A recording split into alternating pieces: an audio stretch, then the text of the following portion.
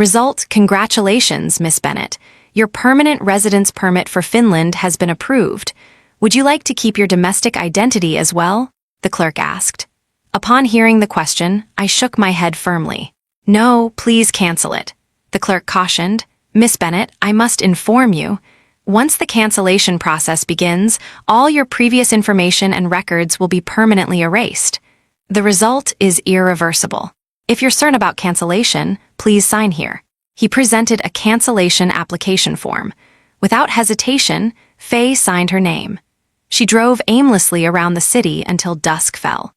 Eventually, Faye entered the downtown area, where the World Trade Center's massive digital billboard was playing clips from a recently viral reality show featuring married couples. While waiting at a red light, she caught James Guthrie's famous romantic scene. The video showed the Architects Gala award ceremony. James, not yet 30, had received the highest honor, but instead of celebrating, he appeared nervous and hastily left the venue. A reporter followed him for a live interview, asking why he was leaving so hurriedly. Facing the camera with surprise, he shyly replied, I'm going to propose today. She's always punctual, and if I'm late, the proposal might fail. There will be countless future Architects Galas, but I only get one chance to propose. What a dream romance, I'm obsessed, said the voice-over. On screen, James's gaze was determined, his words confident. This scene made two young women standing on the sidewalk clasp their hands together in excitement. James must be head over heels for Faye. I mean, it was the Architects Gala, so many industry bigwigs were there, and he just slipped away. That's nothing. The romantic things James has done for Faye are countless. That fleeting glance at her runway show when she was 19 from then on, he attended every single one of her shows. When she mentioned liking emeralds, he spent $700 million at an auction to buy a complete set of emerald jewelry just to make her smile. They weren't even dating, then so many people online were instantly jealous. How could such a perfect man exist? A honking sound came from behind, bringing Faye back to reality. The light had turned green. As she drove away, she glanced at the silhouettes of the two girls in her rearview mirror. The dim light in the car cast shadows across her face, making her expression unreadable. A cold smile formed on her lips. Perhaps marriage was indeed the grave of love. Even after getting what you wanted, it meant nothing in the end. This man, who had promised to love her forever, had ultimately broken his vow, playing the game of the red rose and the white rose behind her back. In an online poll asking, "Who is your model husband?" James Guthrie ranked first, yet even a publicly voted good husband couldn't avoid cheating and keeping a mistress. Now she understood that whenever he claimed sudden inspiration had struck and he needed to return to his studio to create, he was actually entangled in passion with that alluring woman. She felt as though someone had gripped her throat and pushed her into the ocean depths. It was a feeling of suffocation and bone-chilling cold. Her phone received more photos of a man in the throes of passion, making her expression distant. James had confessed his love to her countless times. After her final rejection, she told him that if he could accept her past, they could discuss a future together. Faye revealed to him that she was an orphan who had grown up in an acrobatic troupe. The runway goddess he admired was just a homeless, pitiful girl saddled with an exorbitant contract. She had no interest in romance, afraid of getting hurt and fearful of love. After hearing this, James became even more protective of her. He promised, "We'll never speak of your past days again. From now on, I'll shelter you from all storms." With a grand gesture, he paid off her prohibitively expensive contract penalty, freeing her to soar. She remembered that day when he examined her contract, saying deliberately, "Trust me, the future will only get better." In that moment, her defenses completely crumbled, and her heart fully surrendered. He couldn't talk to people without mentioning her 3 sentences in, constantly checking her latest updates, securing advertising deals and sponsors for her. Everyone who knew him said he was both Faye's super devoted boyfriend and her #1 fan. At their wedding at Goodwood, he gazed at her with tender eyes, giving her the illusion that she was his entire world. He said the proudest achievement of his life was marrying her, and if he ever betrayed their vows of loyalty, his punishment would be to lose what he cherished most. Well, that punishment should come to pass now. She would change her identity and leave forever, completely disappearing from his world. Her eyes rimmed with red as she drove to the television studio to record the day's reality show. As soon as she arrived backstage, Faye was tightly embraced by James. "I called you, but you didn't answer. I told you I'd drive you here tonight. Why didn't you listen? Are you trying to worry your husband to death?" As he spoke, he looked down at her, noticing her pale face and red-rimmed eyes. His heart ached with concern. Frowning, he gently cupped her face. "Tell me, has someone been bullying you? I'll make them pay." She casually moved his hand away and calmly replied, "No, just wind tears. I had the window down while driving." Hearing her explanation, James's furrowed brow gradually relaxed. His eyes were full of affection as he gently arranged the loose strands of hair at her temples, like a man deeply in love. But she had come to recognize a harsh reality: this man had divided his heart in two, with two women living in it. After they finished with hair and makeup in the dressing room, she received photos from Lily. An open Louis Vuitton suitcase filled with empty condom boxes. "I didn't realize we'd used so many. Oh, forgot to mention the important part: he doesn't use condoms anymore. Our baby will be absolutely gorgeous." She lowered her head to conceal the emotions surging within her, but the hand holding the phone trembled uncontrollably. Faye turned off the screen, feeling as if her neural pathways had been forcibly severed, leaving her suffocating. With effort, she shifted her gaze toward him. James, seeming to sense her attention, responded with a familiar smile, a smile that once brought her comfort, but now felt incredibly ironic. Their marriage was nothing but a rotten apple, eaten from within by worms, maintaining only a glossy exterior. She had long been strangled by the vines of betrayal. In the observation room, there weren't many camera shots dedicated to the observing guests. She glanced sideways at James and noticed him sneaking peeks at his phone, his finger constantly scrolling up and down. Her eyes burned red. That woman must have sent more provocative photos.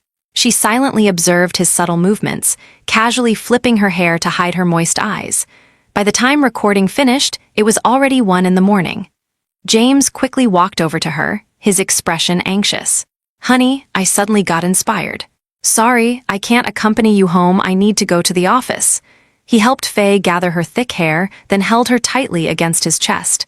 "Honey, I hate being apart from you. I need you to understand. Be careful on your way home." Faye's eyes trembled slightly. He lied to her now with such practiced ease. Once, this man who had pursued her despite countless rejections had looked at her with tear-filled eyes and said, "In this life, I recognize only you as my love. I want no one but you." This man who had vowed to stay by her side now claimed he couldn't bear to part from her, while in reality he was rushing off to another woman. Before she could speak, James's phone buzzed. He released her, glanced at the message, and hurriedly drove away. She stood frozen in the night breeze, watching his car until it disappeared from view. Only then did she murmur, "I will never forgive you." She would leave, vanishing completely from his world, a fitting response to his infidelity. Upon returning home, Faye immediately showered, trying to wash away the gloom of the day. Just as she put on her bathrobe and entered the bedroom, her phone received a video. In the video, Lily was blindfolded with a tie identical to the one James had worn tonight. She wore revealing lingerie with little dog ears on her head, her pale neck encircled by a black collar, crawling aimlessly on the bed as if lost. Her voluptuous figure trembled with each movement, her voice like a nightingale's. "Master, come punish me."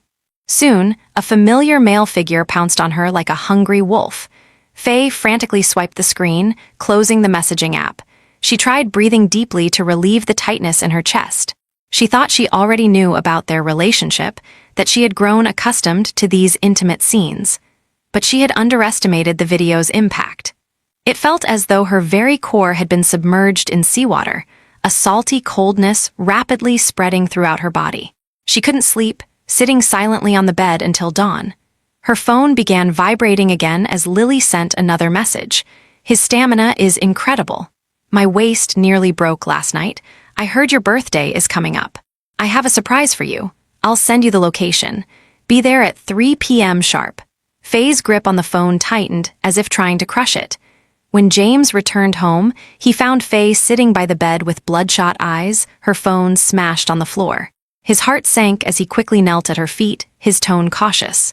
"Darling, what's wrong? Your eyes are so red, and your hands and feet are ice cold. He took her hands in his, rubbing them gently.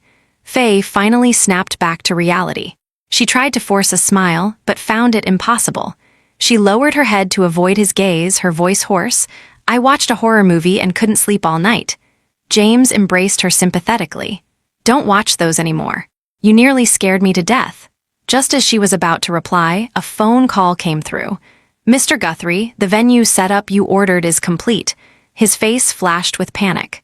You've got the wrong number. Seeing her expression unchanged, James realized she hadn't heard the caller's words and sighed in relief. Feigning annoyance, he said, My phone number seems to have been leaked. I keep getting strange calls. She coldly watched his act, managing a slight smile. Honey, you didn't sleep well last night. Let the driver take you for a spa treatment today. Faye just looked at him blankly without responding. The man took her silence as agreement. Seeing her gather her things to leave, James eagerly drove away as well. She looked at the car tracker's final location, a luxury hotel in Hillcrest. It matched exactly the location Lily had sent her. Suddenly everything made sense. Her eyes grew cold.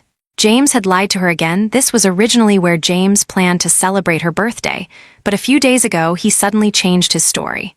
Honey, a young couple wants to propose there and contacted me. He seems to really love that girl and wants to give her the perfect proposal. But if you don't agree, I won't let them have it. Yet there was no young couple. This was all to give the venue to Lily. He had calculated that her soft heart wouldn't disappoint lovers in the throes of romance. Faye's heart ached with disappointment in this man. He had lied to her again. She scoffed. How many more secrets was he keeping? At 3 p.m., Lily sent another message right on time. Take the panoramic elevator from the top floor. You'll see an amazing view. I tried it for you. It's gorgeous. From the panoramic elevator, Faye's view was filled with a sea of flowers.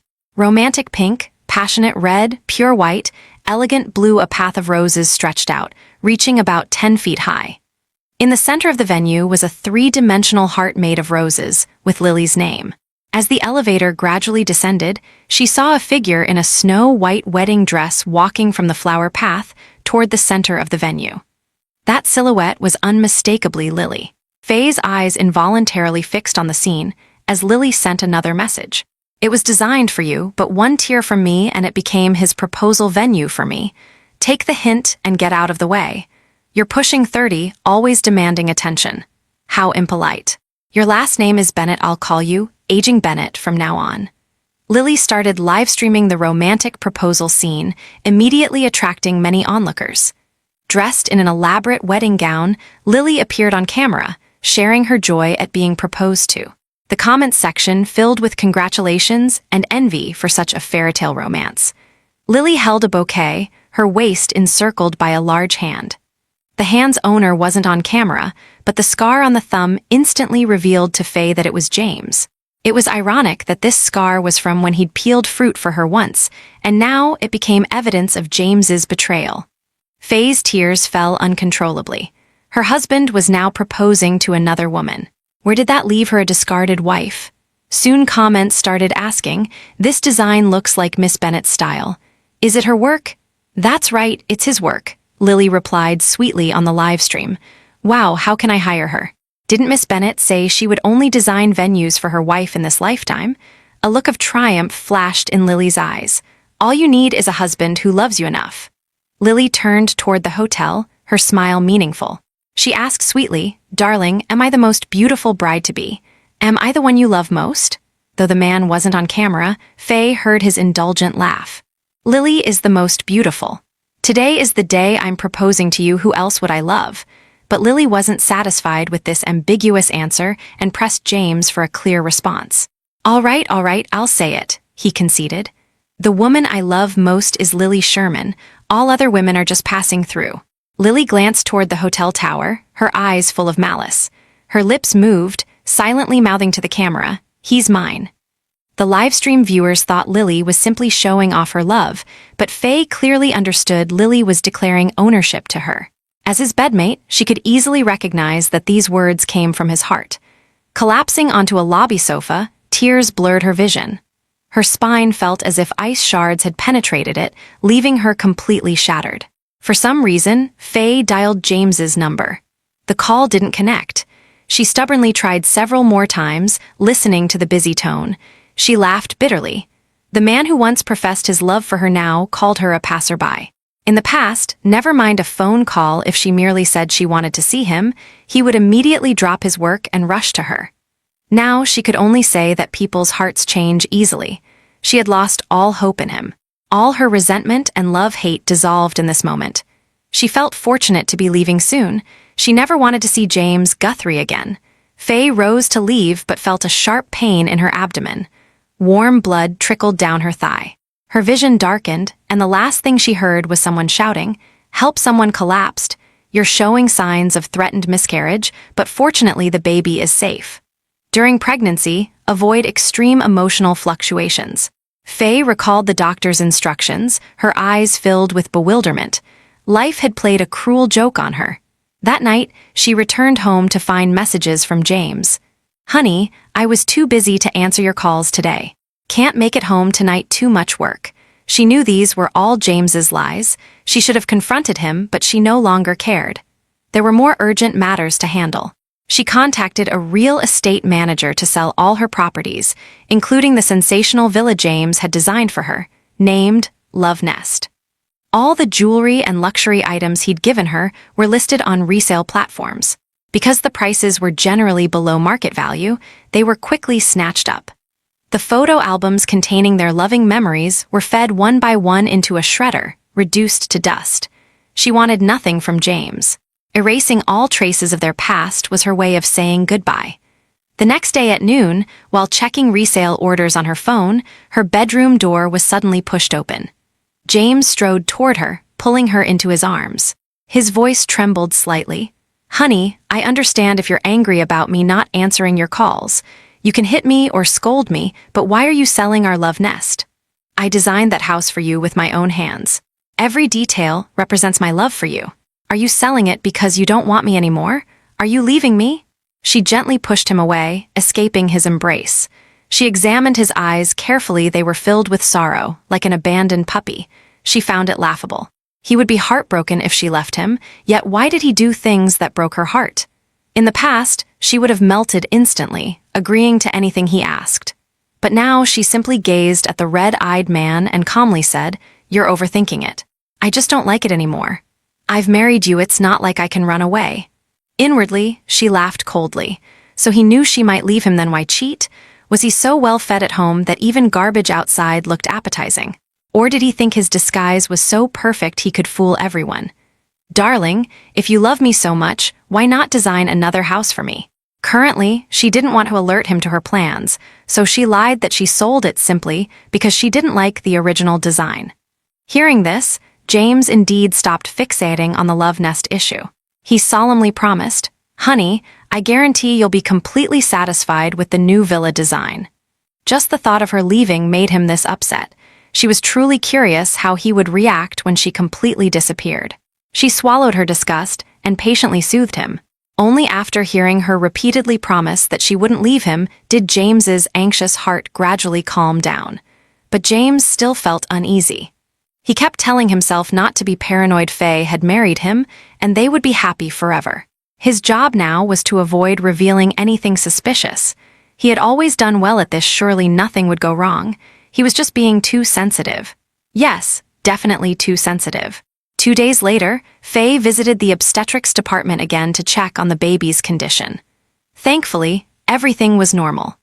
Last time, the doctor had warned her that given her physical condition, an abortion wasn't recommended. This might be her only child ever. Well, she would cherish this little angel, but it would be hers alone. She sat on a hospital bench, gently stroking her still flat stomach. Not far away, Lily clung to James like a boneless creature as they exited the obstetrics department. Perhaps because she wore a mask and hat, neither of them recognized her. Lily looked exhausted. I thought I was pregnant. I was so excited, but it turned out to be a false alarm. What exactly is a pseudocyesis? I even had morning sickness. Seeing James trying to suppress his laughter, Lily grew even more irritated, repeatedly punching his chest with her small fists. From Faye's perspective, it truly was a beautiful picture of her teasing and him laughing if only the man weren't her husband. She lowered her eyelids and shook her head as she heard him say, "It must be because your husband hasn't been trying hard enough." He suddenly lifted the woman in his arms, whispering huskily in Lily's ear, "Come on, let's go home and make a baby." "You're awful," Lily's coquettish laughter echoed down the corridor. She lowered her head and curved her lips slightly. For years, she had been focused on her career with no plans for children. James would say he wasn't in a hurry, but apparently his heart felt differently. Well, before leaving, she would give him 2 major gifts. This little angel had arrived unexpectedly, but every angel deserved to live in a healthy, loving family. If the baby's home could only maintain a facade of affection, perhaps it was better not to stay. After returning to the villa, Faye was consulting a professional nutritionist about proper diet during pregnancy. A livestream notification from Lily suddenly popped up. Since the proposal livestream, Lily had gained a significant following, becoming a well-known internet celebrity. As soon as she started broadcasting, her viewer count soared to 100,000. This broadcast was from her home. Lily wore a revealing tube top paired with ripped jeans and knee-high boots, strutting for the camera. She began with her signature sultry smile, swaying her hips as she interacted with her fans. "Babies, don't you think my runway walk rivals professional models?" Receiving validation from her viewers, Lily smiled with satisfaction. One comment caught her attention. "There's folic acid on your table. Are you expecting?" A blush spread across Lily's face. "Stop it, you have such sharp eyes. We're trying for a baby." "I've been using a secret weapon lately. I believe we'll have good news soon." Fans were curious about this secret weapon. "I've been doing those intimate rejuvenation treatments. Your sister-in-law is domineering and wild. Every time he leaves me with an aching waist and wobbly legs." Fans squealed, joking that this was too explicit for them. "Still bad-mouthing me, huh?" James's voice came through. The man's voice was rich with a seductive edge, thrilling the livestream viewers who begged for brother-in-law to appear on camera. "Not a chance, he's for my eyes only." "So possessive, what part of you haven't I seen? Still haven't had enough." The livestream atmosphere grew even more lively, with viewers exclaiming this wasn't a broadcast for children, it was too stimulating. Hearing his teasing, Lily threw him a flirtatious glance and went to playfully hit the man off camera, only to be forcefully pulled into his embrace. James's long, distinctive hands appeared in the frame, exciting viewers who called them God tier. Amid countless praising comments, one stood out. "That hand looks familiar, and the voice sounds familiar too. Can't remember where I've heard it before." This comment was quickly buried under new ones. Lily was led out of the camera frame, but their suggestive intermingled sounds remained audible.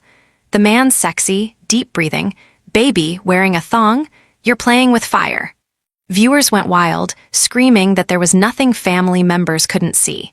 When Faye saw Lily again, her eyes were seductive, her lips red and moist, everything was obvious. Lily panted teasingly, "Babies, I'm ending the stream for today. Your brother-in-law is consumed by desire." Faye watched the entire live stream with a blank expression, recording it for evidence. These scenes now seemed like minor skirmishes to her, barely causing a ripple in her heart. 3 hours later, Lily sent new photos. A pair of man's large hands held a woman's snow-white, round toes, applying bright red nail polish.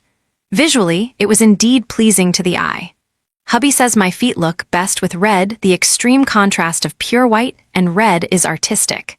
Every time I tease him with my toes, he can't resist.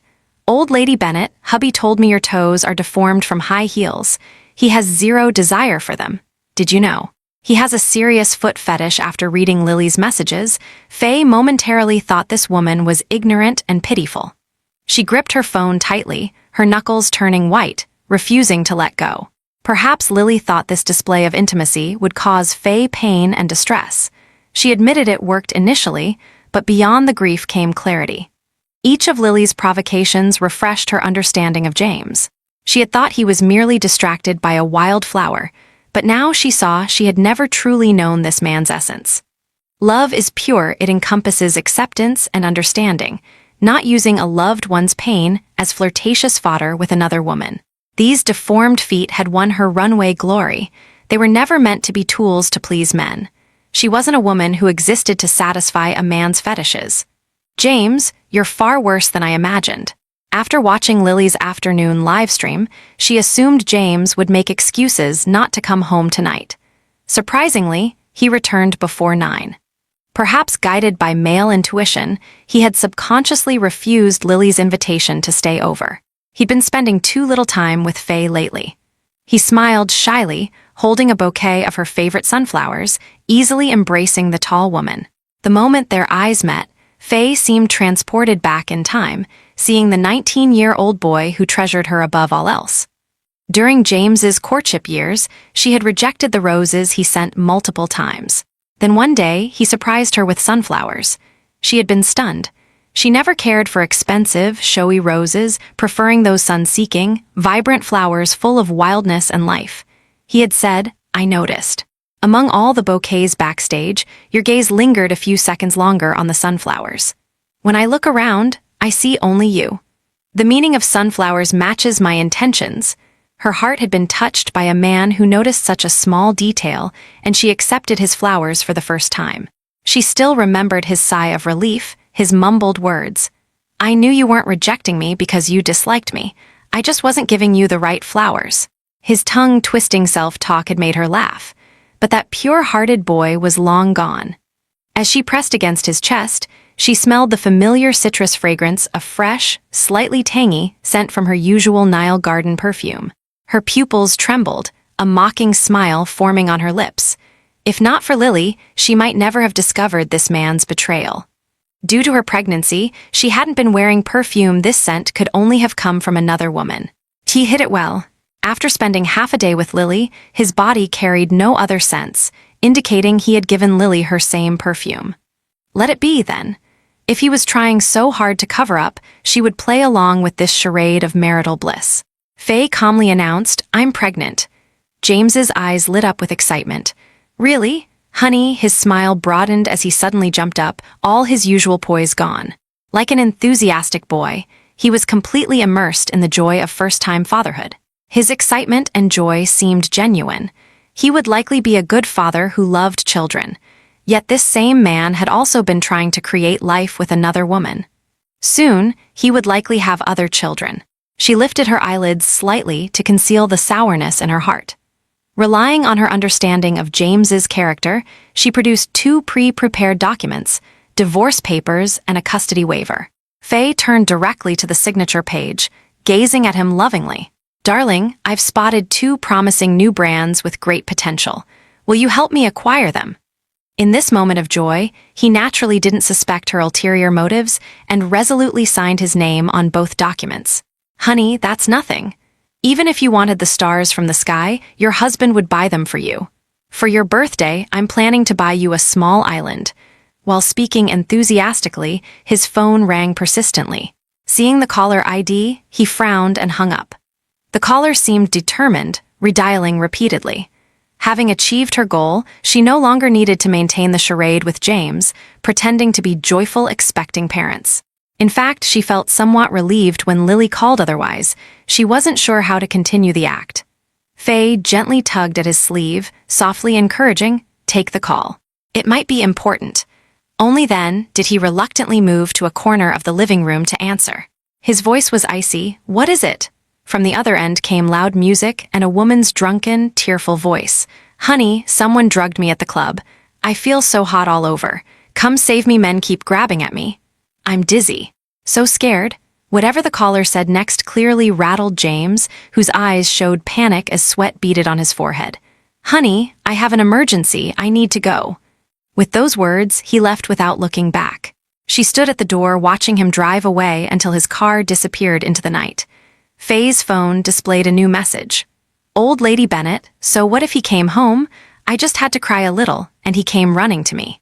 Even with all this, you're still clinging to the empty title of Mrs. Guthrie. What's the point? Seeing your fans still shipping you two makes me laugh so hard. If I were you, I'd be too ashamed to show my face." Faye turned off her phone. Her eyes were hidden in the darkness, her emotions unreadable. James didn't return all night, nor did he show any signs of coming back in the following days. In the past, she would have called immediately, concerned about what had happened, but now she did nothing and he didn't seem to notice her unusual behavior. She curved her lips mockingly. Lily would keep her updated on James's situation anyway. No need for her to call. He probably had a beauty in his arms and had lost all track of time. It would end soon. She unconsciously fingered her wedding ring. She had one last thing to do. She sent James a message. "James, come with me to Goodwood one more time." Returning to this fairytale town where she and James had held their wedding felt right. Their marriage had begun here, it should end here too. Inside the church, perhaps triggered by the familiar surroundings, her dry eyes welled up again. A pair of hands carefully wiped her tears, draping a shawl over her shoulders. "Honey, why are you crying?" This time she didn't resist or recoil, submissively accepting his kindness and resting her head against his chest. "James, do you remember the vows you made here?" Recalling their wedding scene, his eyes softened as he recounted various details from their ceremony. "I'll never forget that day for as long as I live. I swore I would make you happy for a lifetime, with only you in my heart, forever and ever." He spoke with such sincerity that Faye lifted her eyelids slightly, a sarcastic smile forming. "And if you didn't keep that promise?" After a moment of silence, he answered quietly, "I would lose what I love most. Don't worry, honey, that day will never come. I love only you. I wouldn't even look twice at another woman." Listening to his confident declarations, she felt nothing. Men's words were as unreliable as a devil's promises, yet he spoke as if it were absolute truth. Though he had wounded her deeply, none of life's hardships or misfortunes compared to the pain he had inflicted, she remained unmoved. Their fingers intertwined as they walked along a country lane, enjoying this rare, peaceful moment. James's phone buzzed, shattering the brief tranquility. Irritated, he opened the notification and saw photos from Lily. His breathing quickened. Simultaneously, she received a message from Lily. "Want a bet? One photo from me, and he'll leave immediately." Turning off her phone, she clearly sensed his attention had shifted. She smiled warmly, understanding. "Something you need to handle?" James hesitated, then shook his head. Something inside told him he shouldn't leave Faye right now. She provided him with an excuse. "Is it a new document from the company? Go back to the hotel and deal with it. I'll just wander around. Remember to pick me up later." James felt uneasy. He didn't want to go, instinctively feeling that if he left, she would disappear. But her eyes were full of tenderness as she caressed her still flat stomach, easing his anxiety. He thought to himself just a little while wouldn't matter. Faye was carrying his child. Where could she go? As he prepared to leave, she called after him, "Don't forget the path we took to get here." He turned back, smiling. "How could I forget my little direction-challenged wife?" Watching him walk away, she smiled tragically, tears flooding down. Did he truly remember the path they took at 19? Moments later, a man approached her. "Miss Bennett, all your domestic information has been cancelled. Here are your new identity documents. Faye Bennett no longer exists in this world. You can board the ship to Finland at the harbor." Her phone screen lit up again with another message from Lily. "Old Lady Bennett, I just sent a photo of myself in underwear, and hubby abandoned you to come find me at the hotel. How is my charm just so irresistible? Take the hint and exit our happy life already." This wasn't Lily's first provocation, but it was the first time Faye replied. "Congratulations, you got what you wanted." She looked up at the man before her and handed him the phone. "Please mail this phone and letter back to the mainland. Make sure James Guthrie signs for it personally." She had never been a woman who allowed herself to be bullied. Lily would pay for the humiliation and pain she had caused, and James would face the consequences. She and the baby would leave him forever. Today was their farewell. She would make him eternally regret trading a moment's pleasure for losing his wife and child. Having given all her instructions, she boarded the ferry. On deck, as she removed her ruby wedding ring, she suddenly recalled Lily's words about how the extreme contrast of red and white was art.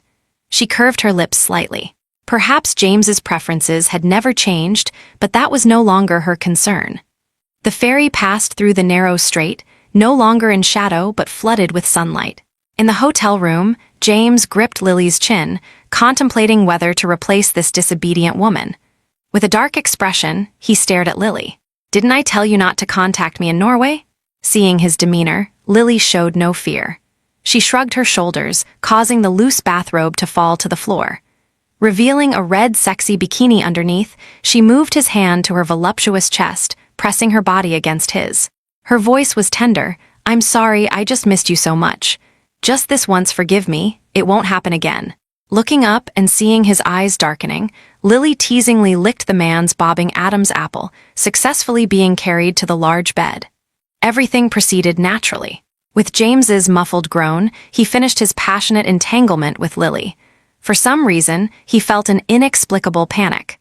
Checking the time, he showered quickly and prepared to leave. He had already delayed for over an hour. Faye must be waiting anxiously. Thinking of Faye now carrying their child, his heart softened completely, bringing an involuntary smile to his lips. Lately, he'd been so busy entertaining Lily that he'd somewhat neglected his wife. Pregnant women were said to be especially sensitive. He didn't want to upset her. For the upcoming period, he planned to devote himself entirely to touring Norway with her. After all, Lily was merely a diversion. How could she compare to his wife? Seeing his eagerness, Lily knew he was going to find Faye. She raised her slender white legs, wrapping them around his body. "Hubby, don't go. I'm all alone in Norway, a complete stranger here. You're all I have. Stay with me, please." But seeing the man's dark eyes and gradually furrowing brow, Lily wisely closed her mouth, obediently kissed his cheek, and reluctantly let him leave. When James drove back, he couldn't find Faye anywhere. He assumed she was angry, playing hide and seek to punish him. Smiling, he texted her, "Honey, I'm sorry I'm late. It's okay to be upset, but don't hide where I can't find you. Your husband is worried." But the sent message received no response, and his calls went unanswered. He finally began to panic. He started calling her name where they had parted, but only the lonely wind answered him. A thought struck him like lightning: she had left, abandoning him. He quickly dismissed this idea. She was in a foreign place, carrying his child. How could she possibly leave him? She must be testing him. That had to be it. Forcing himself to calm down, he anxiously asked passing strangers if they had seen her. But people only shook their heads in confusion. Cold sweat broke out on his back as he collapsed by the roadside. His mouth twisted into a smile worse than crying. "Faye, please stop scaring me. Your husband admits he was wrong. Beat me, punish me, anything, but don't torture me like this." Suddenly, a message from Faye arrived. "I went back to the mainland first." Seeing this, James finally relaxed. Faye had just returned home in a huff. She hadn't abandoned him. He had indeed gone too far this time. He needed to return immediately to comfort her. James took the earliest flight back. As soon as he landed, he rushed home. But there was still no sign of Faye. He asked the housekeeper, "Has my wife returned?" "No, sir." The housekeeper seemed confused. "Mr. Guthrie, hasn't Mrs. Guthrie been with you all along?" He irritably waved her away, indicating he understood. Had Faye still not calmed down? He loosened his tie and entered the bedroom, intending to call her friends to discover her whereabouts. But a casual glance made his phone drop to the floor. Was Faye's room always like this? No, something was wrong. Where were the jewelry and accessories he'd given her? Why was the walk-in closet so empty? He accidentally knocked over a photo album, but when it fell open, it was empty. Where had all their photos gone? That uneasy thought returned with greater intensity.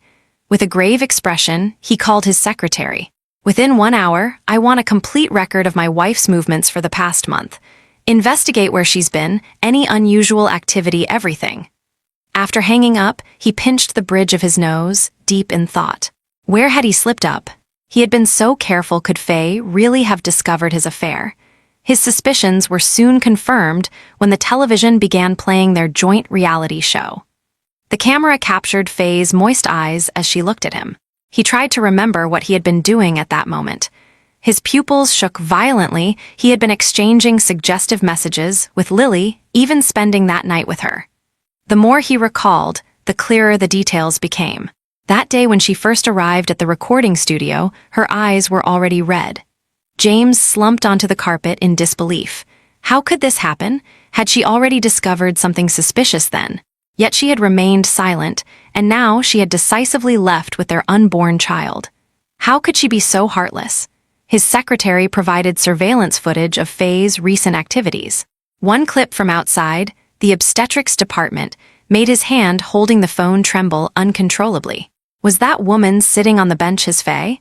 Then his flirtatious conversation with Lily. Had she heard everything? She had been carrying their child in her womb. How much pain must her heart have felt? He felt dizzy, his heart constricting painfully, making it difficult to breathe. How could this happen? The housekeeper's voice interrupted. Sir, you have an international express delivery. He opened it in a daze, a phone and a letter. Upon opening the envelope, his eyes widened. This was Faye's handwriting. James, I'm gone. The phone's messages contain the answers you seek. There's a gift for you in the bedside drawer. Following the letter's instructions, he opened the drawer. The contents struck him like a thunderbolt. His usually refined face contorted with shock. How could she divorce him and surrender custody of their child? Faye's phone buzzed, and seeing the familiar avatar, his vision darkened again. Lily had sent more taunting messages. Old Lady Bennet, have you no shame? You said you'd give me what I wanted. Why are you still clinging to my husband? Do I need to call him away from you before you'll admit defeat? His fingers trembled as he scrolled through the screen. The phone contained nothing but explicit, lustful videos and Lily's provocations. The earliest message appeared 2 months ago. He stared at Lily's messages in disbelief, a bloodthirsty smile spreading across his refined face. So it was you behind all this. Lily, how dare you? Meanwhile, Faye's scheduled divorce announcement was punctually published on social media. It essentially stated that she and James had separated due to external factors, and she would retire from public life, never to return. It immediately became a trending topic. James publicly worked to remove the trending topic, issuing a statement claiming his wife's account had been hacked and that the published statement was false. Their relationship was fine. Privately, he was using every means to locate Faye. But no matter how hard he searched, she seemed to have vanished into thin air. His people could only trace her disappearance to Norway, with no record of her boarding a flight. In this vast world, finding her was like searching for a needle in a haystack. The thought of her decisive departure crushed James's heart. He drowned his sorrows in alcohol at home, numbing his nerves with liquor. This way, he wouldn't constantly think about her abandoning him, and his heart wouldn't ache so terribly. James became irritable and quick-tempered, completely losing his former refined demeanor. The household staff walked on eggshells, fearful of inadvertently angering him. While drinking himself into a stupor, his phone buzzed with a message from Lily. Hubby, would you like me in a sailor outfit? He curved his lips in a cold smile, his eyes filled with murderous intent. Busy as he was, he had almost forgotten the main culprit, but it wasn't too late. Lily opened her door, but instead of passionate lovemaking, she was seized by the throat. Only when her face turned purple and she nearly suffocated did the large hand finally release her. Her pupils trembled as she coughed violently, unable to comprehend what had provoked the man. When she tried using her usual seductive tricks on James, he pushed her away, knocking her to the floor. Lily's face filled with panic, but she still forced a pleasing smile. Darling, what's wrong? James's gaze was dark and vicious as he approached her step by step, his voice chilling her to the bone. What's wrong? When I agreed to this arrangement, I told you that being a kept woman requires a kept woman's attitude. How dare you send those things to her? Every word James squeezed through his teeth sounded like he wanted to devour her alive. Lily's face paled, her usual arrogance completely gone. She realized her secret behind-the-scenes manipulations had been exposed. But she could only continue feigning ignorance, crawling to the man's feet, trying to garner a hint of affection. Hubby, I don't know what you're talking about. Don't be like this, you're scaring me. He knelt on one knee, pulled out Faye's phone, and found their conversation history. His tone was ice cold. Perhaps you remember these. Lily's pupils contracted. She hadn't expected Faye's phone to end up in James's hands, exposing everything she had done. Now she was truly afraid, even her teeth chattering. She remembered James's words: if she wanted to be with him, she had to remain discreetly in the background. That had been her initial intention, but as he repeatedly made exceptions for her, doing so many romantic things, the love and tenderness in his eyes made her fall completely. She truly fell in love with the man before her. That's why she used these underhanded tactics to drive Faye away, leading to her repeated provocations. She clutched at his pants leg, crying pitifully, James, I just loved you too much. I only wanted you to belong to me alone. Love is selfish, is that so wrong? James remained unmoved, increasingly disgusted by the woman before him. He coldly observed the alluring woman, uttering contemptuous words. You, Worthy of loving me? I only want Faye's love. From beginning to end, we were just a transaction. Lily, you overstepped. She listened in shock, her nose stinging and eyes swelling. Glaring at him with reddened eyes, she demanded, "Is my love cheap? How am I unworthy of loving you?" He raised an eyebrow, mocking her. "Because from the moment you approached me at that banquet, spilling wine all over me, I knew exactly what kind of woman you were. A pretty face with no brains. It was always a transaction of money for sex. I indulged you because you seemed obedient. I never expected you to be both stupid and vicious, driving away my Faye. You forced her to leave, pregnant with my child." He gripped her chin, his eyes burning with hatred. "I warned you never to touch my family. Why did you cross my bottom line?" Lily clutched his collar tightly. "Because I love you, I was jealous that she could effortlessly win your heart."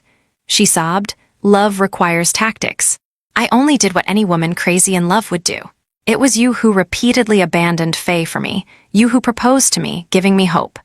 If not for your repeated indulgence, your tenderness and care making me believe you loved me too, how would I have done those things? I just wanted to be with you officially. What's wrong with that?" At this point, Lily seemed to have gone mad, screaming hysterically. He caressed the delicate skin of her neck, repulsed enough to strangle her. "You disgust me. Since you can't understand human language, maybe a mental hospital will cure you." Fear flashed in Lily's eyes as she shook her head tearfully. "No, you can't do this to me. I might already be carrying your child." Yes, after so many nights of passion without protection, she might already be pregnant. James raised an eyebrow, stood up and scoffed. "Child, what fantasy are you living in? While you were getting those beauty treatments, I arranged for you to receive birth control injections. Why else would I not use protection? Did you really think I wanted children with you? I felt sorry for you and played along with your baby talk. I can't believe you took it seriously." Now Lily truly collapsed. So in James's eyes, she was just a plaything to be toyed with at will. "What are you still doing at the door? Take her away to the mental hospital." James instructed the bodyguards waiting outside, his eyes full of dark viciousness. Receiving their boss's orders, the guards quickly moved, dragging Lily from the ground. Lily screamed in terror, desperately clinging to the doorframe. "No, James, you can't do this to me." But the man who had shared her bed showed none of his former tenderness. Now he resembled a demon from hell, seemingly wishing for her immediate death. She couldn't accept it. She had no place whatsoever in his heart, and she hated his ruthlessness. With bulging eyes, she screamed, "James, you betrayed Faye's true love, and you betrayed my true love. You're destined never to be loved in this life." James gave her one final look of disgust, instructing the bodyguard, "Knock her out. I don't want to hear her speak anymore." Time passed day by day, with James finding no leads about Faye. Negative news about him appeared online. Fans who followed Lily were also shipping him with Faye, and something felt increasingly wrong. It seemed both brother-in-laws were the same person, especially when a fan recorded the segment of Lily's proposal livestream showing the man's hand details identical to James's. Combined with Faye's recent statement, netizens quickly uncovered the truth, confirming James as the ultimate scumbag. He suddenly found himself in a whirlpool of public opinion, subjected to widespread condemnation. Despite his repeated denials and attempts to suppress the news, the public showed no signs of letting him off. Having smelled a viral story, many internet celebrities and paparazzi treated him like a cash cow, camping outside his compound for live streams. Now everyone, young and old, knew about him. After staking out for weeks without seeing Faye, they concluded the divorce was real. Fed up, he simply shut himself in. James's carefully cultivated, good man, image collapsed overnight. Many business partners, while admiring his talent, had to cancel collaborations due to the cheating scandal, concerned about their corporate image. Fortunately, he had never participated in his family's business operations or revealed his identity, so it didn't affect the family enterprise. Meanwhile, in Northern Europe, Faye was browsing through a parenting guide, completely unaware of his situation.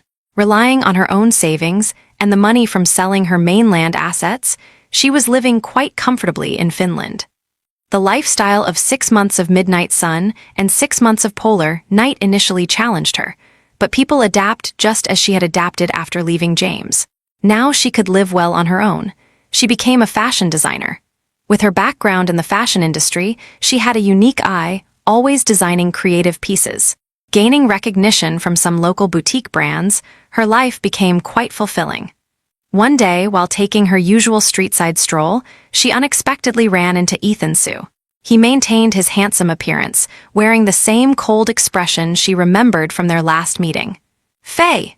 She wanted to pretend not to recognize him, but the road was slippery, and she nearly fell. With lightning reflexes, he caught her in his arms. Taking a deep breath, she realized she had missed her best chance to avoid him. "Thanks, Ethan, but please let go of me." She struggled against him, but his grip only tightened. Looking down at her porcelain-like face, he chose to conceal the surging emotions in his heart and slowly released her.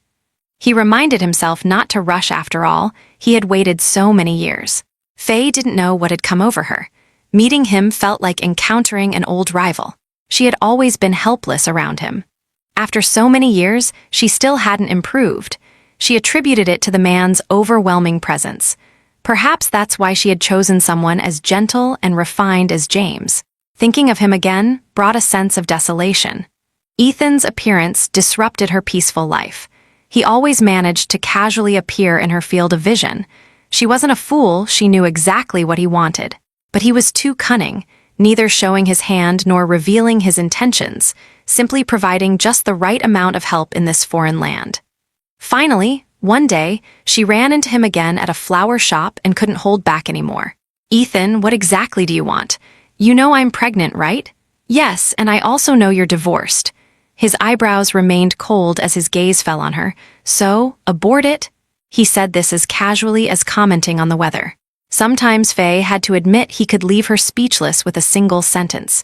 But she wasn't 18 anymore, without the arrogance of her youth. She replied calmly, "The doctor said this might be the only child I'll ever have." She lowered her eyes, her hands tightening around the sunflower bouquet. Then she heard his indifferent response, "Well, thank God I'm going to have a child." "You?" She was stunned again, feeling blood rushing to her face, making it hot and flushed. "You're so confident I haven't agreed to anything." The corner of his mouth lifted in a playful smile. "The outcome will be the same. I advise you to stop struggling early." Faye wasn't sure if it was her imagination, but Ethan's cold eyes seemed to hold more warmth than before. "Why else would I leave my comfortable life back home and request a transfer from headquarters to come here?" Under his intense gaze, she was the first to look away, her heart racing uncontrollably. She wanted to ask where his confidence came from, but ultimately said nothing. Since their meeting at the flower shop, they had cleared the air. Ethan dropped all pretense, buying the villa next to hers and becoming her neighbor. Though he never explicitly stated it, Faye understood intuitively. Sometimes it wasn't about what a man said, but what he did.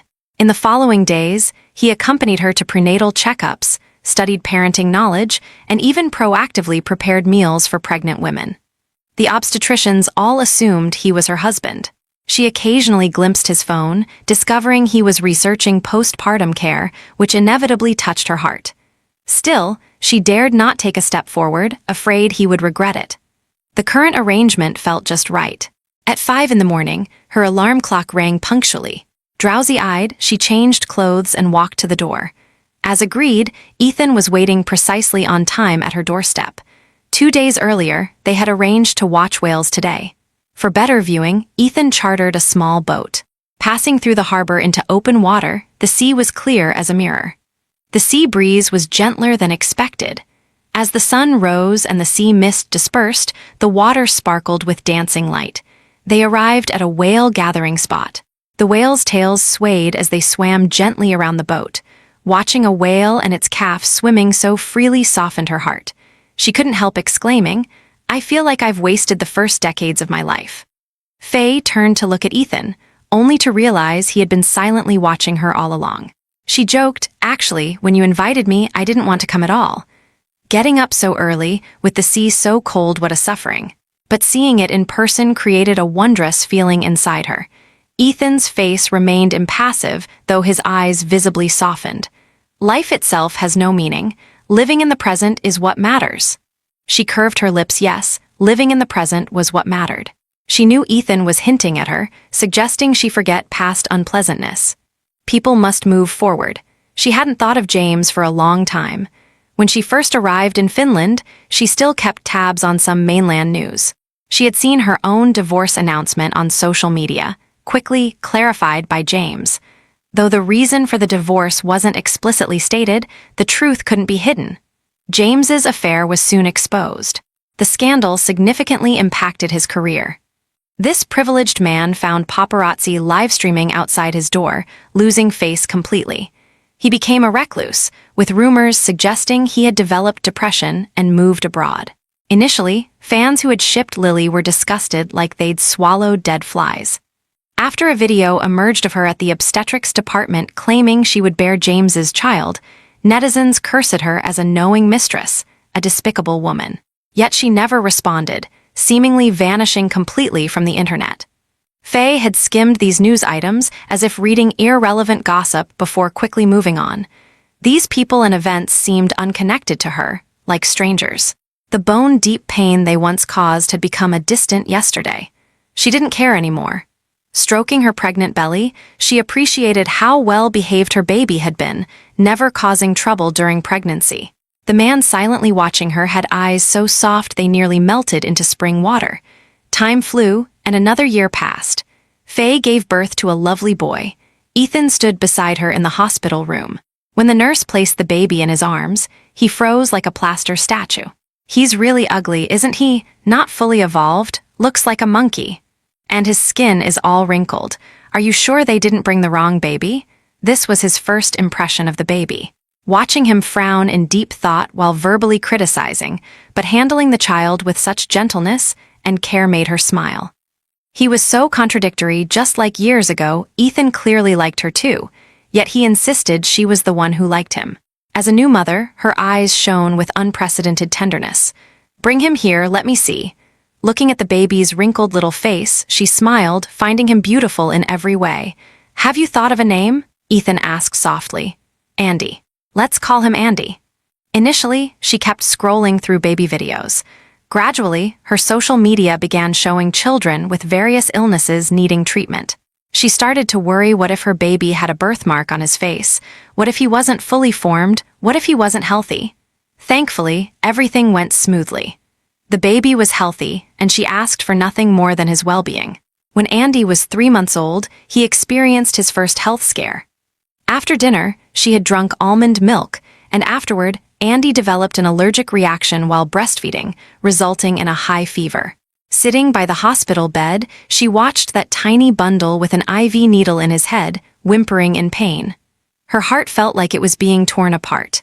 The doctor's words echoed, "Where is the child's father?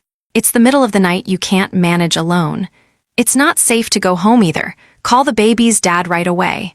The baby's father? Her heart filled with desolation. She had abandoned Andy's father. After hesitating, she dialed Ethan's number. He answered quickly, and after learning the situation, drove over immediately, maintaining an open phone line the entire way. He had sensed her fear. "Faye, listen to me. I know you're panicking right now, but stay calm until I get from the office to the hospital. You're a mother now. Andy needs you." Ethan arrived swiftly, consulted with the doctor, and learned that, thankfully, the baby would be fine. However, Andy would have to endure the physical discomfort himself. Perhaps because of the baby's sudden illness, Ethan rarely saw Faye so vulnerable. In his mind, she had always been proud, confident, and brave. Seeing her red-rimmed eyes and constant tears, her exhausted appearance, his heart ached. He took the initiative to sit beside her, letting her head rest on his shoulder. Not knowing how to comfort her, he simply allowed her to release her emotions. "Don't cry anymore. This isn't your fault." Her voice was hoarse.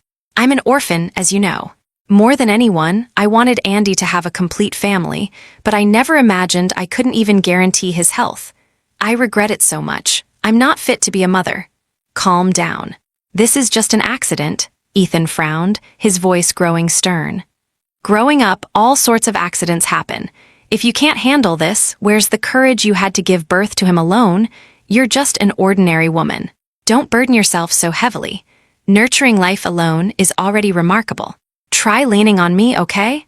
Ethan forced Faye to look into his eyes, emphasizing each word. "You will be a good mother. Trust me, I will always be with you and Andy." He tenderly wiped the tears from the corners of her eyes. "Be good now, get some sleep. You'll need energy to care for this energetic little guy tomorrow." He used a gentle voice to soothe the crying Andy. Under his protection, Faye gradually emerged from her emotional breakdown, finding stability as if she had found an anchor. Exhausted, she drifted to sleep as Ethan kept vigil over mother and son all night. By noon the next day, Andy's fever had completely subsided. Ethan drove them home, sitting on the couch and continuing to advise her. "Next time something happens, contact me immediately." Noting the bloodshot eyes beneath his words, she felt guilty and lowered her head. The man suddenly fell silent. Looking up, she saw that Ethan had fallen asleep. Rather than wake him, she unconsciously brought Andy close to his side. She felt secure having him nearby. She reached out to brush his stray hair to the sides, studying his seemingly exhausted face. Dark circles shadowed his eyes, and a day's stubble had grown though disheveled. She found him more handsome than ever. After this incident, their relationship reached a new breakthrough. Faye no longer resisted as before, actively seeking his help when needed. Ethan also began sharing his own affairs, occasionally lingering at her home, resembling a happy quarreling couple. While attempting to bake bread at home, she invited Ethan to be her primary guinea pig. After tearing off a bite of the dry bread, he refused a second taste, pushing it far away. Then he picked up Andy and made faces at him. The baby's clear, bright eyes blinked as he watched the man holding him make various strange expressions, giggling in delight. "By the way, I'm returning to the mainland next week." Hearing this, Faye knew it meant at least a period of separation. Her heart filled with an indescribable sensation. "Will you come back after going home?" Before she knew it, she had voiced her true feelings aloud. She was slightly annoyed at herself for asking such a brainless question. What was their relationship that she would interfere in his life this way? A light flashed in his eyes as he teased, "Of course I'll return. My wife and child are in Finland, how could I not come back?" She glared at him and even gave him a punch, though it was so light it felt like a feather gliding across his skin. His heart fluttered in response. Ethan placed Andy in his crib, then gently embraced Faye from behind. The woman momentarily stiffened but didn't resist, silently accepting the hug. He whispered in her ear, "Wait for me to return. It won't take a week. Once I finish the business negotiations at home, I'll come keep you and Andy company." The usually stern man's eyebrows softened as he joked, "Don't think about other men while I'm not by your side." Who could she think about? James? She hadn't checked on his news for so long that he had become distant to her. They were now completely unrelated individuals. She gritted her teeth. "What nonsense are you spouting? I'll tear your mouth off." "Oh no, supermodel turned fury." Faye. After returning to the mainland and adjusting to the time difference for a day, Ethan began his busy work schedule. Today was his contract signing date with Ruby Guthrie. At the Guthrie Group, he once again met this decisive business queen. She clearly seemed distracted. Thinking of the mess her brother had created, she wished she could send him back for a complete do-over. In the Guthrie family villa, Lily trembled in James's bedroom, terrified he might suddenly go berserk. Her voice shook. "James, eat something please. You haven't eaten all day. Eat something before continuing with your wood carving, okay?" But the man remained obstinate, completely ignoring her. After being committed to the mental institution, she thought she would never get out. To her surprise, within 2 days, she met a cold, ruthless female CEO, James's elder sister. Ruby had no interest in the sordid affair between her and her brother, but she needed to prevent anything that might cause a corporate crisis. What James had done was essentially false imprisonment. If competitors discovered and reported it, would the family produce a convict in this generation? Thus, Lily was fortunately rescued by Ruby. She never wanted to return to that place, filled with unstable people whose behaviors she couldn't comprehend. She only knew that staying there much longer would transform her into one of them. Understanding the Guthrie family's far-reaching influence, she didn't dare play any tricks. Such tactics, in the eyes of the storm-weathered Ruby, were simply child's play. Ruby had saved her and offered lifelong support while also making demands: care for her brother and never reappear in the public eye. Lily understood that once a woman's reputation was ruined, her life was essentially over. If a powerful family was willing to support her, what more could she ask for? Ruby didn't want to hear any more negative news about James. He was her brother from the same mother, 12 years her junior. Having watched him grow up, James was like a child to her. Since Lily had successfully seduced James, Ruby believed she must have special qualities. Ruby hoped she could make James fall in love with her and forget Faye. That cold woman had only said James was ill, not that he suffered from bipolar disorder. Now he seemed increasingly unhinged. Lily feared him. Now what if he suddenly attempted suicide again while she was present? With all her explanations, Ruby would still blame her for not being useful enough. Ethan noticed Ruby's distracted mood and tentatively asked, "Something on your mind?" She waved dismissively, pretending it was her monthly cycle, changing the subject. "By the way, how much longer do you plan to stay single? You're becoming a golden bachelor." He deliberately rapped his knuckles on the table. "Stop right there. I might be leaving bachelorhood soon." Ruby teased, "Didn't you say you'd only ever love your first love? Now you've moved on after all." "Tusk, tusk." Ethan's eyebrows twitched slightly. Seeing his expression, she exclaimed, "Don't tell me you're reconciling with your first love." A male third party succeeding, Ethan frowned. Women's gossip truly knew no age limits. "But you really were pitiful back then. Suddenly dragged to Africa by your grandfather for training, completely out of contact. The girl thought you'd used and abandoned her. By the time she married, you reappeared. How could one word, miserable, encapsulate it? Your eyes lost their light like a walking corpse." He didn't want to hear her teasing anymore and deliberately changed the subject. "What about James? Haven't heard news of him in ages." At the mention of James, the woman's upturned lips pressed into a straight line. "Going crazy at home. Since Faye left, he's been through public backlash and become increasingly unstable." Ethan lowered his eyes, a dark gleam crossing them. He curved his lips slightly. If only James had known the consequences, why do it in the first place? He felt no pity for this old acquaintance. Having already lost Faye once, he would never give anyone another chance. Ruby continued, "His whole life has been smooth sailing. I suppose this incident hit him too hard. But who can he blame?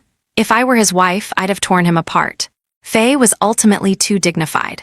Through chatting with Ruby, Ethan learned that James had developed bipolar disorder, alternating between depression and irritability.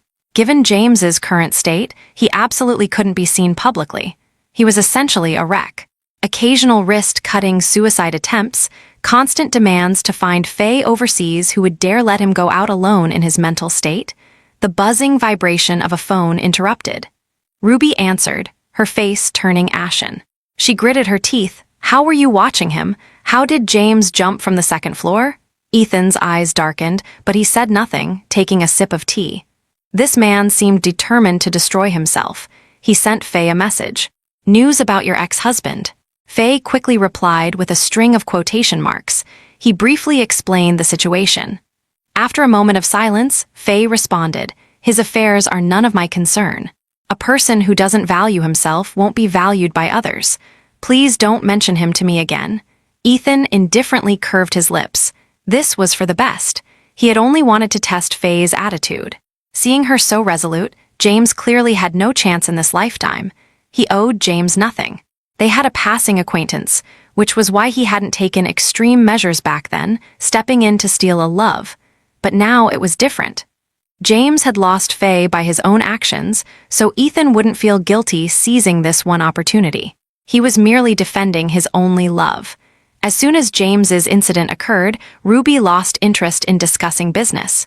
She hurried to the hospital. As James's former brother, Ethan naturally accompanied her. Seeing Lily kneeling in terror at the hospital, Ruby was beyond speechless. She nearly bit through her silver teeth in anger. "Get up, you unsophisticated thing. Who let you go out and get photographed by the media?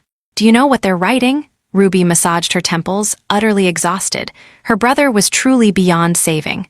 "I'm sorry, I was too scared." Lily sobbed silently. He suddenly heard something about a child and went berserk, opening the window and jumping straight out. "I was terrified." Lily's voice choked with sobs.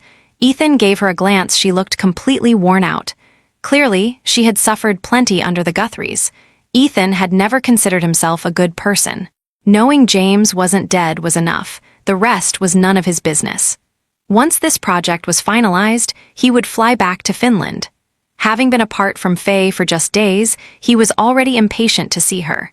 But unexpectedly, he was delayed for over 2 months before returning to Finland. Faye brought the baby to meet him, giving him a genuine feeling of family. Noticing her struggling to hold Andy, he took the baby from her arms, playfully lifting him high, making Andy giggle happily. "Stop teasing him, he's almost laughing himself silly," Faye chided, lightly tapping his shoulder. They exchanged smiles, creating a heartwarming picture with the baby. A passing photographer captured the moment when he lifted Andy, catching the baby's adorable, innocent smile. Hoping to capture a family portrait, the photographer was disappointed as they walked away too quickly. The photographer posted the photo on social media, where the baby's healing smile immediately attracted a wave of mother fans. Unexpectedly, it went viral. Many fans asked the photographer where the baby was photographed, commenting on his incredible cuteness.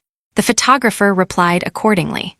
Browsing social media at the villa, old Mr. Guthrie adjusted his reading glasses upon seeing the photo. He wondered if his eyes were failing him. This baby's features were identical to his useless son's childhood appearance, as if cut from the same mold.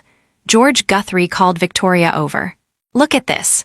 Who does this remind you of?" Victoria examined it carefully, puzzled.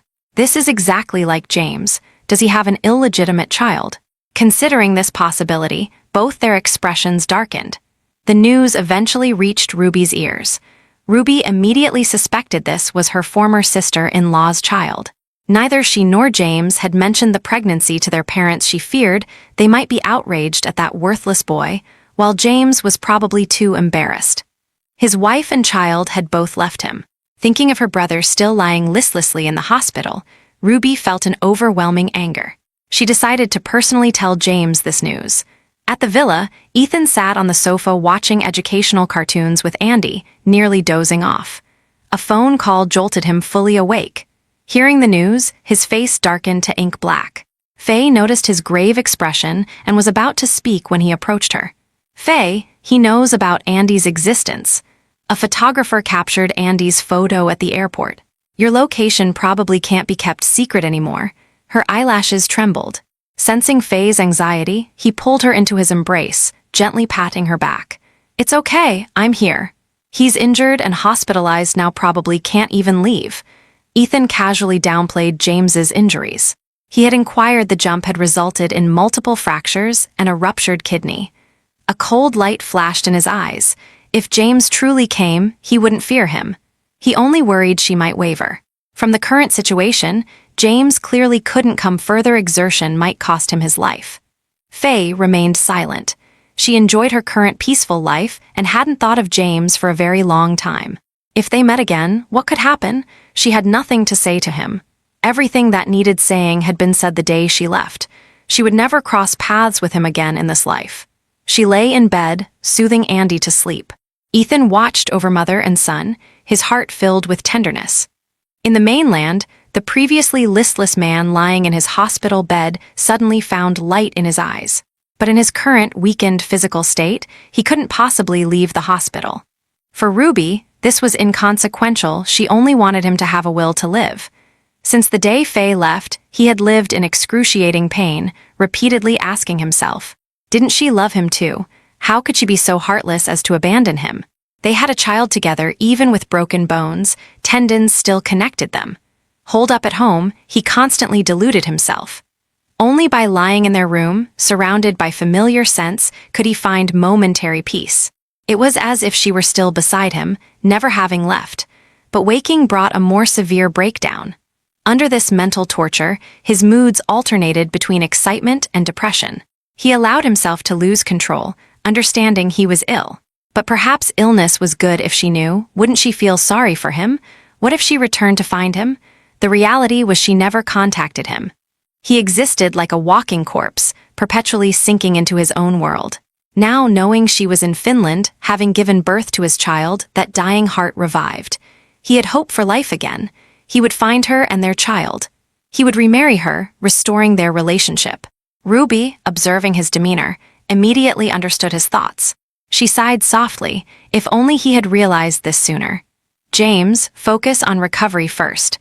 Look at yourself barely resembling your former self. what woman wouldn't flee at the sight of you? Ruby only hoped he would regain his strength. She couldn't watch him deteriorate further. Sis, do you think she'll forgive me? Do I still have a chance? She remained silent, merely nodding. Though she understood that a woman like Faye, who refused to compromise, would never return, she couldn't say it. She had finally given him a will to live. Despite her frustration with him, they were family. With any other man, she would have simply called him a scumbag who deserved everything he got. The human heart ultimately favors its own. She consoled him softly. Rest well. Once your body recovers, then you'll have your chance. After a few more words of advice, Ruby departed. Lying in his hospital bed, James could no longer contain himself. Tears of remorse fell as he curled into a corner of the bed, covering himself completely. Faye, I miss you so much. His voice choked with sobs. He had destroyed the relationship with the girl he had cherished in his palms.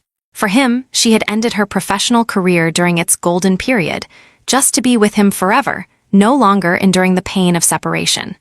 Faye had truly valued their relationship, but his momentary interest in Lily had disrupted their entire lives. Lily was bold and uninhibited in bed, always arousing his blood. With her, he experienced something completely different.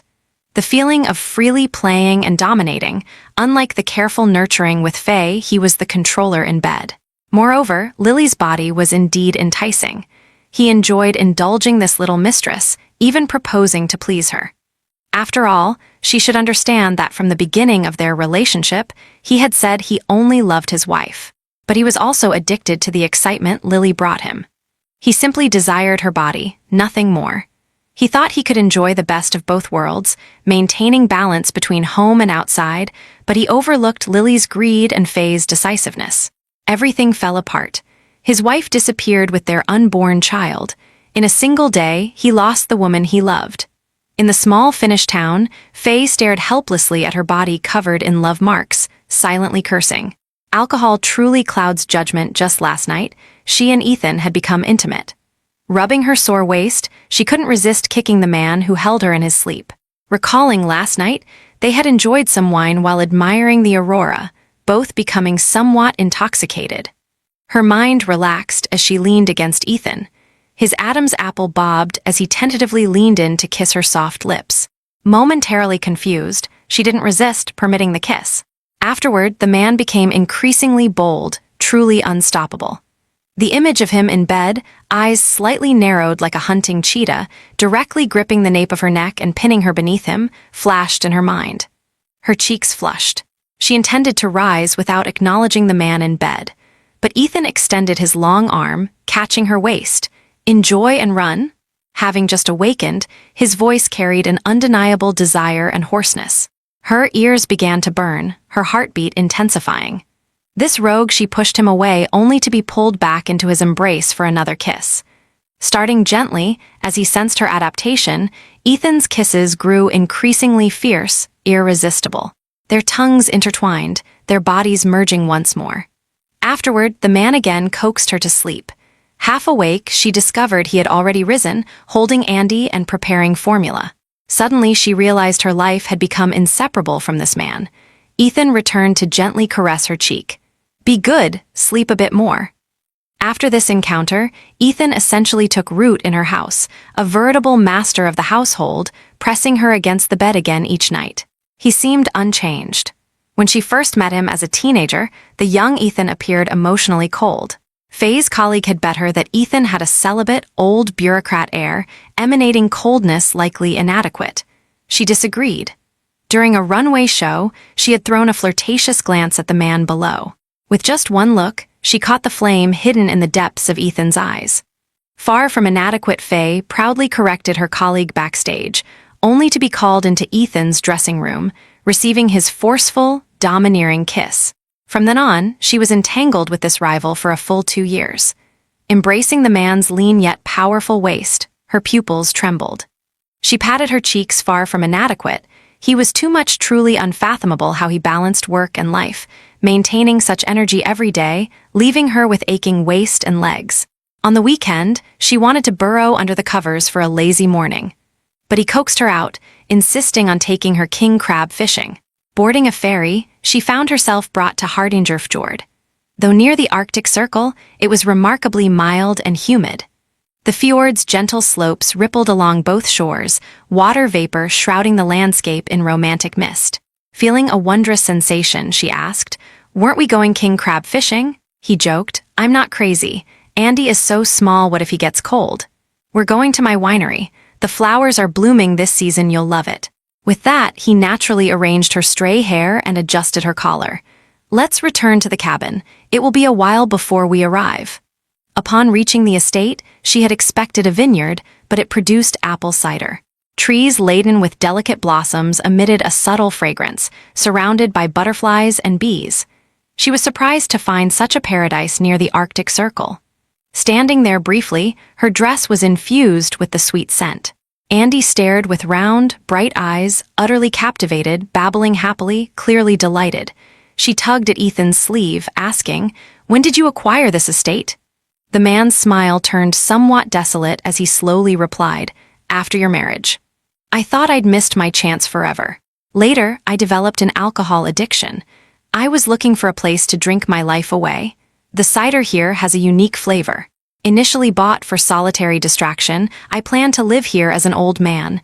That would have been my life. Now it's different. You've returned to me."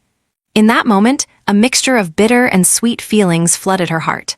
Her voice trembling, she gently linked her arm with his. "I'll be here from now on." He bent to kiss her smooth forehead. "An old lady will accompany me then?" His quip made her laugh despite herself. She failed to notice that he had slipped a ring onto her finger. "Caught by me now, no escaping anymore." The man's voice sounded somewhat choked. Looking into those typically impassive eyes, now tinged with a thin layer of red, she took the initiative, kissing those thin lips for the first time. Falling in love with him, just like in her teenage years, was the simplest thing imaginable. She never expected that on an ordinary weekend, woken by Ethan, brought to a pastoral vineyard to taste cider, she would receive an unprepared proposal. Yet her heart blossomed like flowers.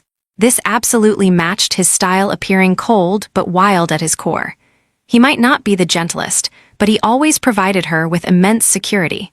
Having accepted his proposal, Faye naturally needed to meet his parents and relatives. After preparation, they finally embarked on their journey back to the mainland. The experience proved far better than Faye had anticipated.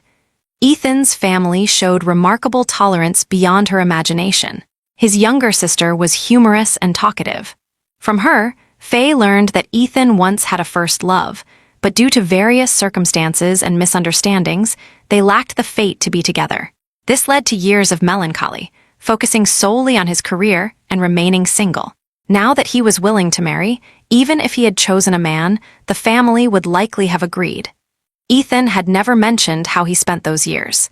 Hearing it from his sisters, mouth felt even more shocking. That night, lying in his embrace, her fingers gently traced his features, her eyes moistening.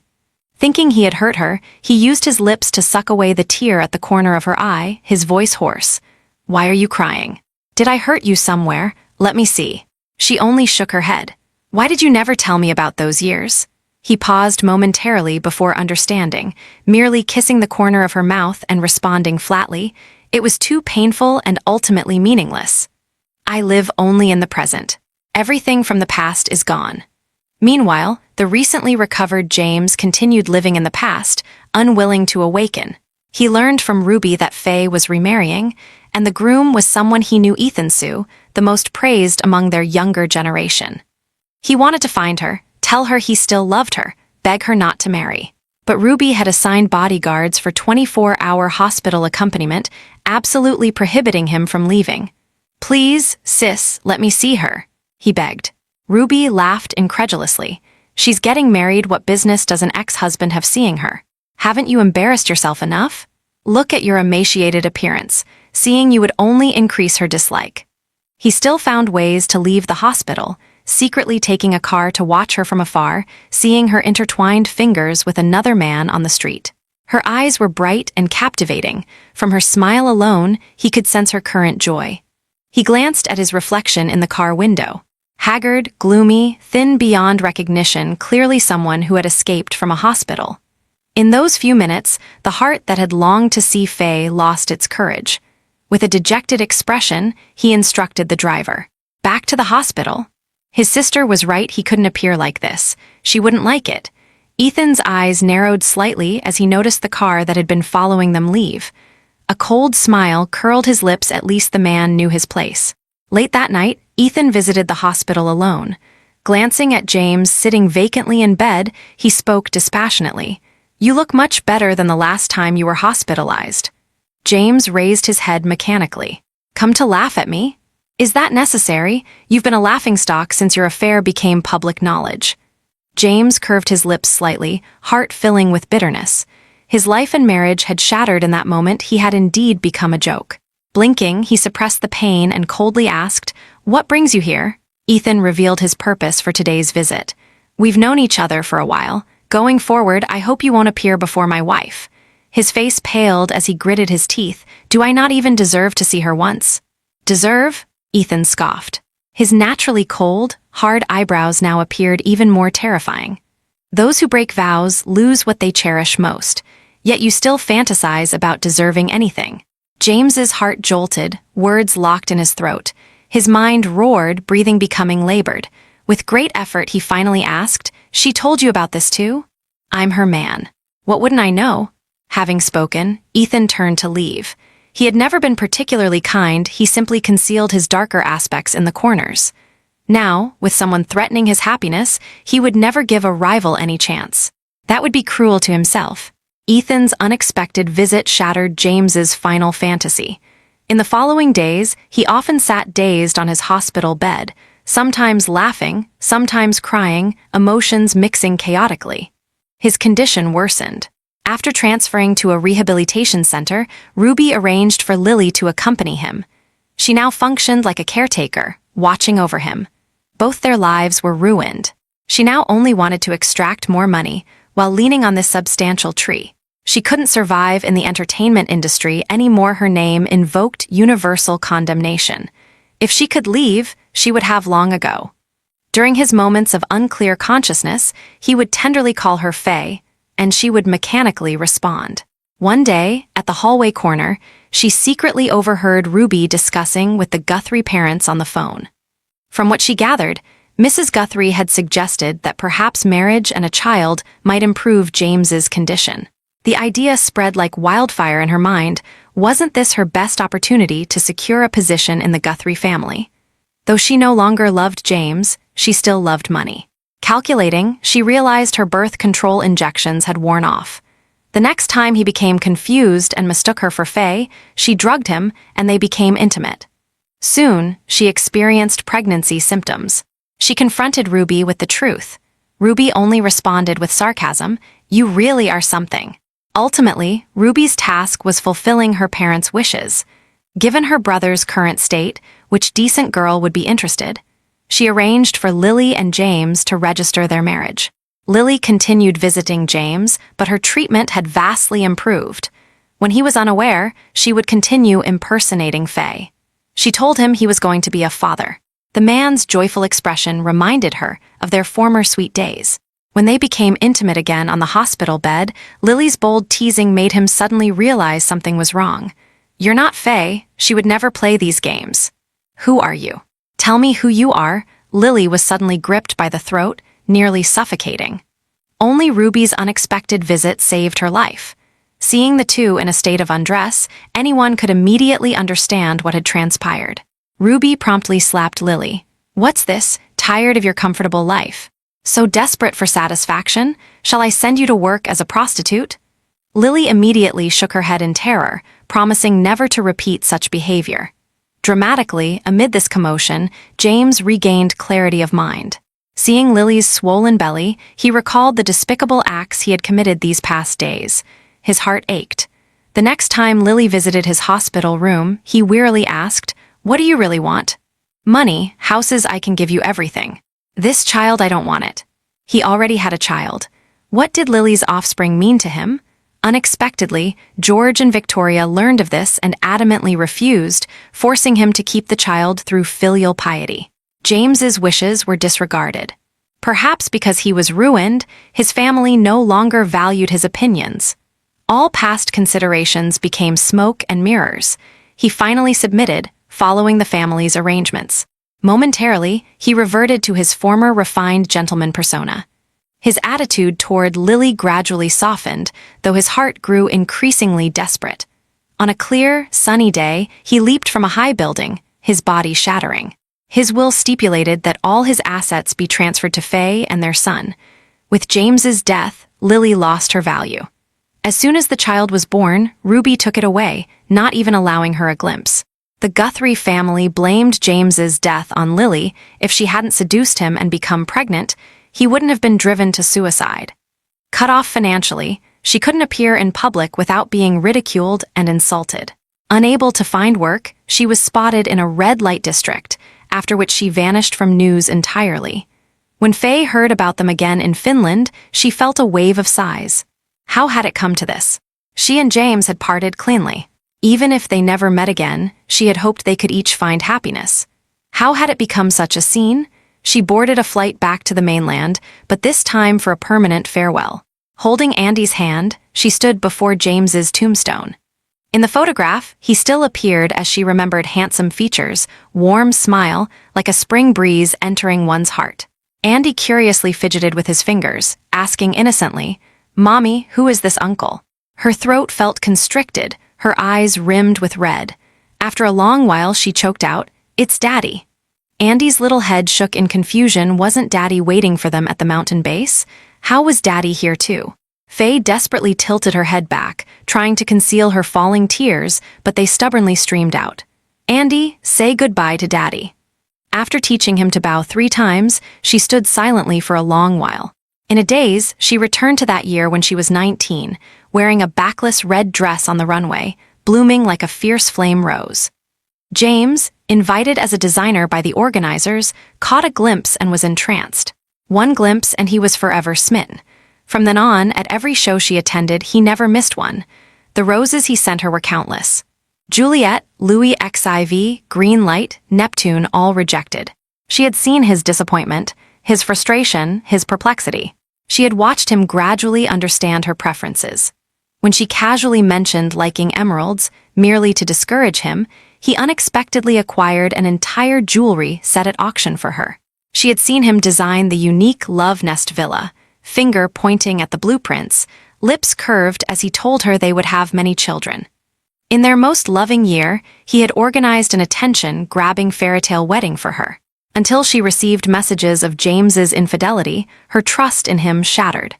Changing her identity, she decisively left. Their courtship, love, marriage, she thought they would spend a lifetime together, never expecting it to end with music finished and people scattered. In just a few short years, she had experienced every emotion with this man: love, hate, intertwined feelings. This time it's truly goodbye. She silently placed a bouquet of white chrysanthemums, donned her sunglasses, and led Andy away by his small hand. At the mountain's base, Ethan sat in the car, his expression impassive, but his gaze constantly checked the downhill path, his curved fingers tapping the steering wheel, betraying his inner unrest. Only when 2 silhouettes, one large and one small, gradually became clear in the distance did his heart finally settle. Opening the car door, he rose and strode quickly to Faye's side, lifting Andy into his arms with one hand while holding hers with the other. The cold touch of her palm transmitted to him. Ethan said nothing, merely placing Andy in the child's seat before silently rubbing her fingers. "I told you I would accompany you and Andy. Why so stubborn?"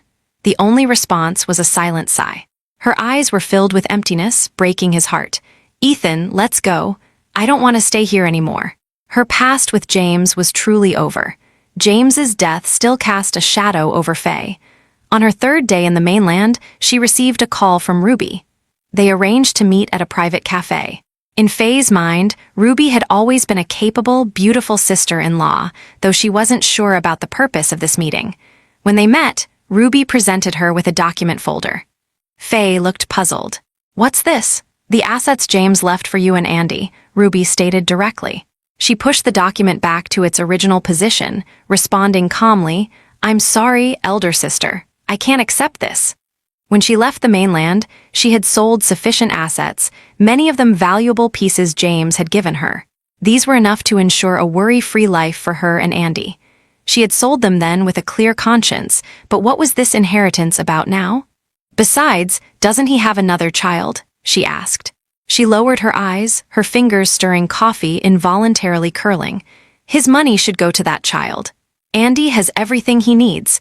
That child was born without ever seeing his parents. I absolutely cannot accept this money, no matter what. The inheritance matter ultimately faded away. Ruby proposed another request, letting Andy meet his grandparents. Faye agreed. Andy was indeed of Guthrie blood. She wasn't cold-hearted enough to prevent the elderly couple, who had lost their son, from seeing their grandson. A few days later, she brought Andy to the Guthrie family estate. When Victoria saw Andy, Faye noticed her reddened eyes. Andy sat on the sofa, curiously looking around, utterly fascinated. That one, I like, his little chubby hand pointed at an architectural model displayed on the shelf. Ruby couldn't help but curve her lips in a smile. Andy takes after his father. That's James's award-winning project from the youth architectural competition. Ruby continued, Andy, how about becoming an architect someday? Faye's pupils trembled as she gently stroked her son's hair. He was still too young to understand what an architect was, so she simply told him it was someone very capable. Victoria couldn't resist saying, Andy is exactly like James as a child, like they're from the same mold. Grandma adores you, Andy giggled delightedly. In the estate, she saw another child still in swaddling clothes. Her heart ached a little. The taste of being born without parents, she had experienced it herself. Her grievances with James had ended with their divorce. She wouldn't redirect anger toward this innocent baby. She just felt this child was unfortunate.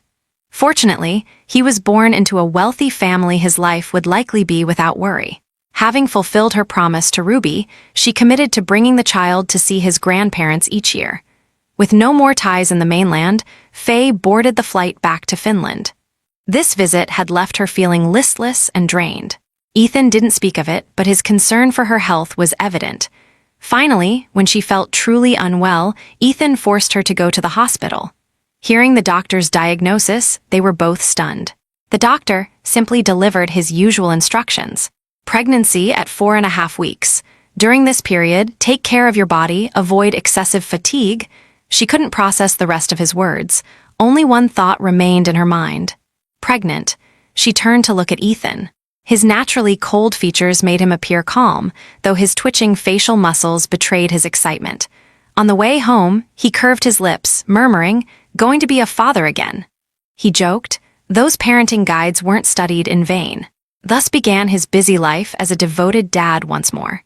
Faye's heart warmed with tenderness, her emotions no less intense than Ethan's. She had believed she would never have another child. During her days of home confinement, Andy would lie against her stomach, feeling the new life growing inside. Ah, Mommy, he's moving. Was I like this, in Mommy's tummy? She nodded with a smile as the family happily awaited the new arrival. During this period, Ethan grew even busier. With Andy, he had only needed to care for Faye. Now, he was looking after 2 people, plus considering their little baby. She had once felt guilty about not being able to give Ethan a child. Fate seemed to enjoy playing jokes on them. In her youth, Ethan had disappeared without a trace. She thought he was just playing with her feelings, cruelly betraying her love. When he returned, it was at her wedding. He offered few explanations, leaving behind a dejected figure. Who would have thought that after all the twists and turns, they would end up together? After 10 months of pregnancy, Faye gave birth to another adorable boy. Andy leaned over the crib, staring intently at the baby. Once Faye had recovered, Ethan proposed having a proper wedding ceremony. Initially, Faye resisted weddings seemed meaningless to her now. She was a mature woman, not a love-struck girl. Faye, I want everyone to know you're my wife. I want to see you in a white dress. You'll be stunning. Her heart stirred. She had overlooked Ethan's feelings. For him, this was his first marriage. He must be anticipating his wedding day. Finally, she nodded silently, agreeing to the ceremony. On a bright morning, they held an outdoor wedding on a lush green lawn. When Faye appeared in her white wedding gown, followed by Andy as the little flower boy, Ethan's eyes reflected deep love for them both. "Mr. Ethan, Sue, do you take?" Before the minister could finish, Ethan jumped in. "I do." The guests froze for a second before erupting in laughter. At this moment, where was the formerly cool and self-possessed Ethan? Seeing the moisture glistening in his eyes, she couldn't help but tear up herself. Love comes easily, but lasting commitment is difficult. After a bumpy half-lifetime journey, he had remained waiting for her. Her voice softened as she said, "Ethan, thank you. Thank you for never giving up on me. Thank you for giving Andy and me a home." She wasn't normally sentimental, but today tears kept falling for some reason. He simply shook his head, gently wiping away her tears with his thumb. "I should be thanking you for giving me this chance. My love, I love you." That night, with a muffled groan from her husband, she was left completely exhausted, tightly embraced in Ethan's arms. As her consciousness faded, she felt him kissing her cheeks. Life stretched long before them. Together, they would witness their children's growth, traveling the world as a family. They would both change, but one thing would remain constant: their hearts that loved each other.